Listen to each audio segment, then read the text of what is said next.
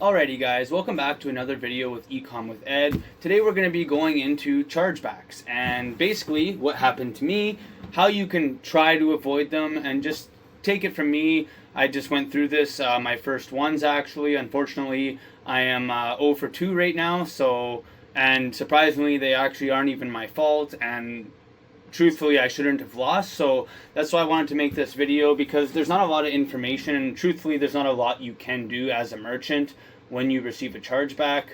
You're pretty much like, all you can do is submit your evidence and hope that the bank sides with you. Generally speaking, they don't, because obviously the card holder is their customer and they're gonna try every way they can to basically, with a lack of better words, fuck you over.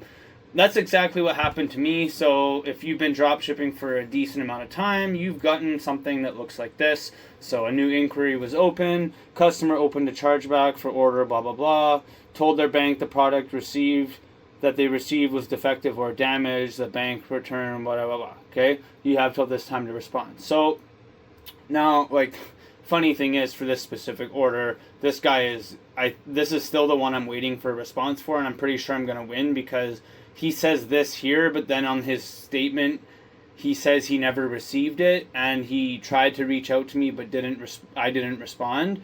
But I have like a 14 long email thread of me and him going back and forth, and him saying that there's nothing wrong with the product. So this one I should win. I'll be very surprised if I lose. But the last one, for example, just so you guys know how tricky they can be, I basically got a chargeback.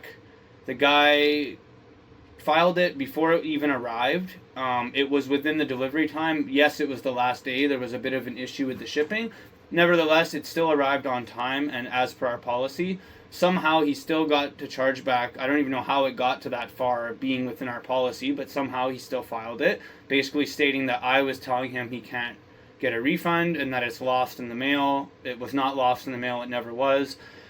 Told him everything, broke it all down, was more than nice to him. I don't do anything wrong, guys. I really don't believe in that. If there's people out here doing some really bad shit, I don't do that.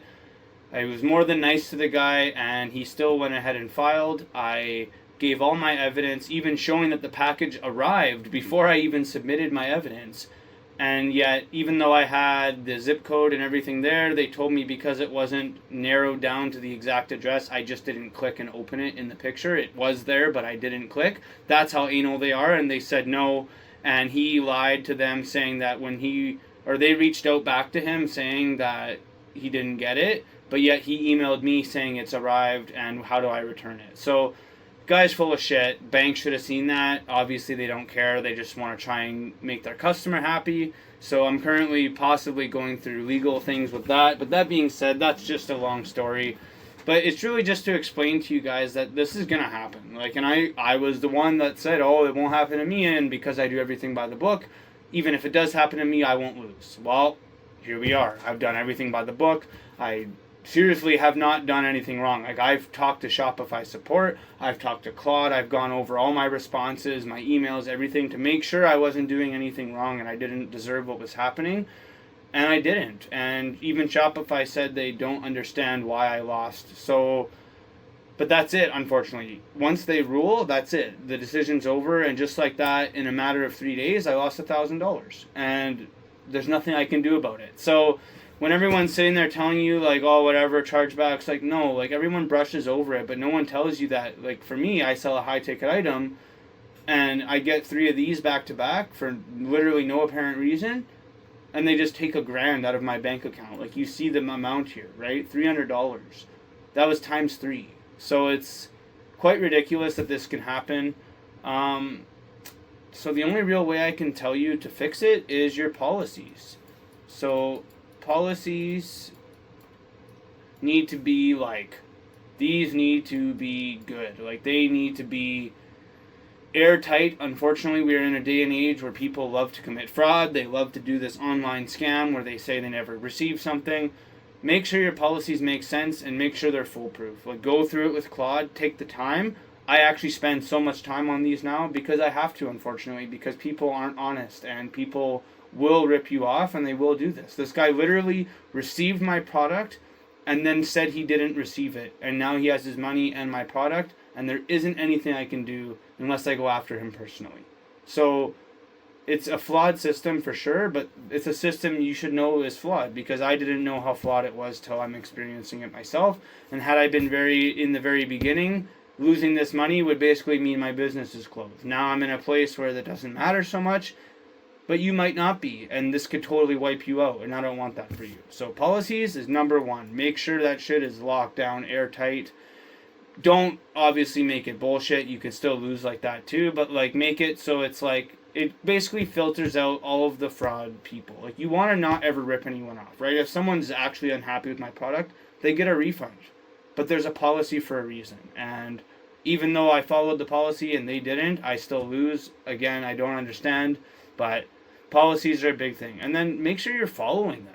Like, you need to follow your own policies. If you wrote something down and then like you realize it was wrong and you go change it, you're just setting yourself up for failure. Admit you're wrong, give the money back, and just learn from your mistakes. Like, you guys think that you're not going to lose money in this. Like, I've now lost thousands of dollars on ads, thousands of dollars just gone because of mistakes, and I'm okay with it because I learned something every single time. If you don't learn anything, then yeah, it's a waste of money, but you want data. And regardless if it's spending money on ads, right, on subs, on God knows what, chargebacks, right? Like, you're getting information. Like, now I know, and it'll be very hard now for the bank to ever win, because now I know just how corrupt they are and exactly what I need to do now in the future. Because now in the future, and this is what I'll do, is I'll kind of blank this page here and just kind of show what I'm going to do in the future now. And it's great. Now I have to do that, but I got to get a better way to do this, you guys. Anyways, so now I have to go look at the bank and then look at their chargeback procedures. I'm not going to type all this, I'm sorry. Look at their chargeback procedures and basically actually follow them and make sure I read every line of what they need so I don't have this happen to me again. And then, yeah, now I'm going to have to go after this guy probably in small claims. Just because it's such a clean case, I'll easily win. I'm going to do it, but I won't do that for everyone, and sometimes you have to take the loss. So, like, you guys, you have to take it serious. Don't sell a bullshit product from China that doesn't work. You're just going to get a refund or a chargeback. And the thing is you can't run away from it. You have no choice. So if you spend the money and the money is gone, too bad. You have to figure out how to get that person their money back, because in the end of the day, they will win. The customer, even though they're not right, they're treated as if they are. And you need to be aware. So that's all I got for today. That's my ramble. I know I didn't show too much on the screen. If there's anything I can do that'll make this more engaging for you guys, then go ahead and leave it down in the comments. I'm always open for recommendations. But as I mentioned before, I'm not going to be doing lots of crazy editing with these videos. I more or less think of them as I'm working and look and see if there's a video for it. And when I can't find a video, I always write it down and make a note that when I get the time and I actually figure out the problem, I will make a video to educate other people, as I wish I had when I first started. So if that's interesting to you guys and you guys want to keep following me on this dropshipping journey from mechanic to obviously 6-figure dropshipper, more, of course, 7-figure, I should say, then go ahead and drop a like, comment, subscribe. It always helps out support a smaller channel. And I'll see you guys in the next one. Peace.